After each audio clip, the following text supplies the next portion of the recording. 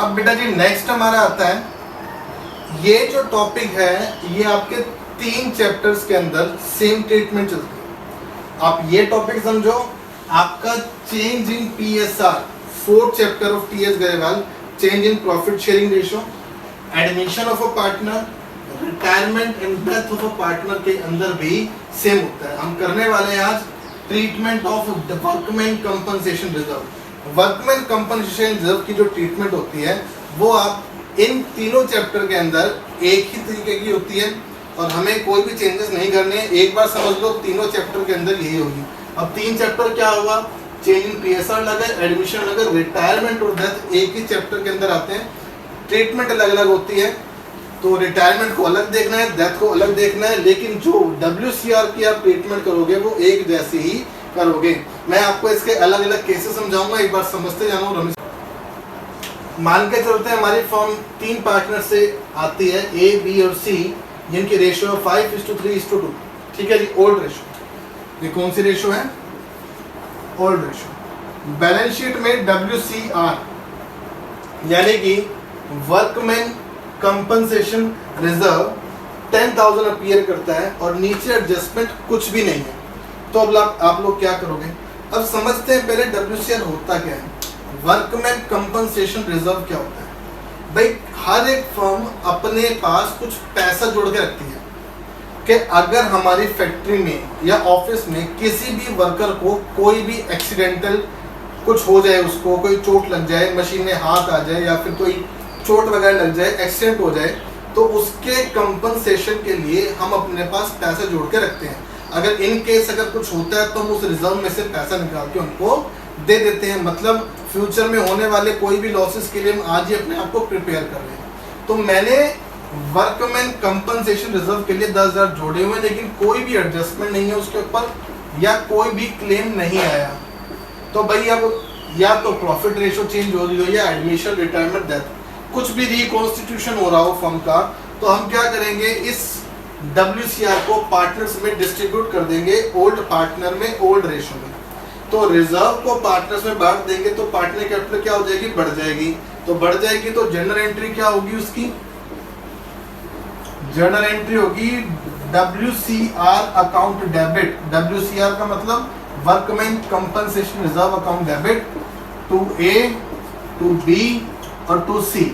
इस 10,000 को हम तीनों पार्टनर्स में डिस्ट्रीब्यूट कर देंगे ओल्ड रेशियो में।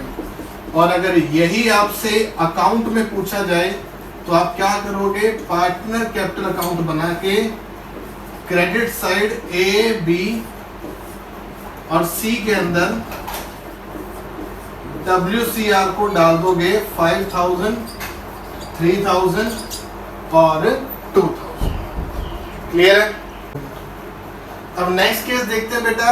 अगर हमें 10,000 रुपये का रिजर्व दिया हुआ है, 10,000 हमने जोड़े हुए हैं, किसी वर्कर को कुछ हो जाए और उसमें मेरा क्लेम आ गया 2,000 का कि किसी वर्कर को कोई चोट लग गई, एक्सीडेंट हो गया, कुछ भी प्रॉब्लम हुई, हमें उसको 2,000 रुपये देने पड़ेंगे। तो बेटा जी 10,000 में से 2,000 तो उस वर्कर को जाने हैं, अभी गए नहीं है, क्लेम आया है, देना है, पास करना है। 10 में से 2 तो उसको वर्कर को देने हैं, बाकी कितने बचे सर? 8 कौन बांट लेंगे? पार्टनर।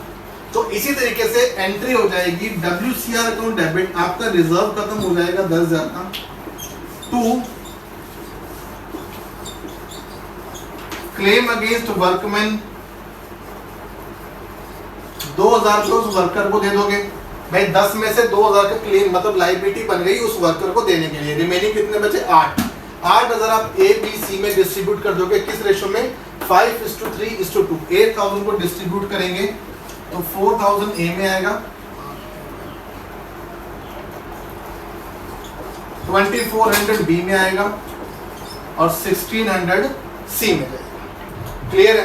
और सेम वे से आप पार्टनर्स कैपिटल में इसकी ट्रीटमेंट करोगे। WCR A में 4,000, B में 2,400, 1,600 आपका कहाँ जाएगा? C के अंदर। और जब बैलेंस शीट बनाओगे, बैलेंस शीट के अंदर लायबिलिटी में क्लेम अगेंस्ट वर्कमैन कंपनसेशन आप कितना दिखाओगे? 2।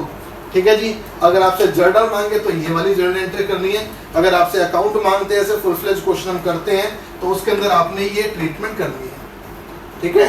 नेक्स्ट केस, अब अगर देखें थर्ड केस हमारा, WCR भी 10 है, रिजर्व 10,000 रुपये मेंटेन कर रखा है, 10,000 जोड़ा हुआ है, और जो क्लेम आया वो 10 का ही आ गया, तो पार्टनर्स के लिए कुछ बचा ही नहीं। सारा का सारा पैसा उसको देना पड़ेगा, उस एम्प्लॉय को देना पड़ेगा, उस वर्कर को देना पड़ेगा जिसका या तो कुछ एक्सीडेंट हो गया होगा या फिर उसके चोट लग गई होगी, कुछ भी मिसहैपनिंग हुई होगी।